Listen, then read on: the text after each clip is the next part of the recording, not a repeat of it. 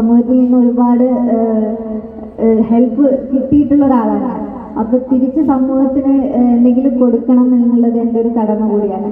പക്ഷെ അതൊരിക്കലും സിവിൽ സർവീസിലോട്ട് എത്തുന്നത് ഞാൻ ഈ ബുക്ക് വായിച്ചതിന് ശേഷമാണ്. കാരണം ഇങ്ങനെ ഒരു ഈ സിസ്റ്റത്തിൽ നിന്നുകൊണ്ട് നമുക്ക് സാധാരണ ഒരു സാമൂഹിക പ്രവർത്തകനേക്കാൾ ഒരുപാട് കുറച്ചുകൂടെ വൈഡായിട്ട് നമുക്ക് ചെയ്യാൻ പറ്റും എന്നെനിക്ക് മനസ്സിലായത് അപ്പോഴാണ്. അങ്ങനെയാണ് ഞാൻ സിവിൽ സർവീസ് സ്റ്റാർട്ട് ചെയ്യുന്നത്. അപ്പൊ അത്രയൊക്കെ ഉള്ളൂ. എല്ലാവർക്കും all the best. Thank you. ഒരു കാര്യം ഇത് കേട്ടപ്പോൾ പറയാൻ തോന്നുന്നില്ല. ശാരികക്ക് സിവിൽ സർവീസ് കിട്ടിയപ്പോൾ നാട്ടിലുള്ള ഒരു പരിപാടി പങ്കെടുക്കാനുള്ള ഭാഗ്യം എനിക്ക് കിട്ടി.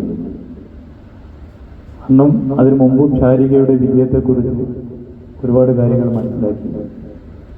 കഠിനാധ്വാനത്തിന്റെ അർപ്പണ മനോഭാവത്തിന്റെ പേരാണ് ശാരിക എന്നുള്ളത് പ്രത്യേകം ചൂണ്ടിക്കാട്ടാൻ ആഗ്രഹിക്കുന്നത്. ഇവിടെ ശാരിക പറഞ്ഞല്ലോ, ശാരിക സിവിൽ സർവീസ് എഴുതിയെടുക്കുന്നതിന് പ്രചോദനമായ ഒരു പുസ്തകം വായിച്ചപ്പോഴാണ്. എനിക്ക് ഉറപ്പാണ് ഈ സദസ്സിലിരിക്കുന്ന പലരും നാളെ സിവിൽ സർവീസ് എഴുതിയെടുത്ത് പറയുന്നൊരു കാര്യം, ഞങ്ങൾ ഇതാവാൻ പ്രചോദിതയായത് ശാരികയുടെ ഈ പ്രശ്നമാണ് എന്നുള്ളതാണ്. ശാരികയുടെ നമ്മളോടുള്ള സംസാരം തീർച്ചയായും എനിക്കിനിപ്പോൾ എഴുതിയിരിക്കുന്ന കാലം കഴിഞ്ഞെങ്കിലും എനിക്ക് തന്നെ തോന്നിപ്പോയി. ഇതിനെക്കുറിച്ച് നിങ്ങളുടെ കാര്യം പ്രത്യേകിച്ച് പറയേണ്ടതില്ല. നിങ്ങൾ ഓരോരുത്തരും കഠിനാധ്വാനം ചെയ്യണം.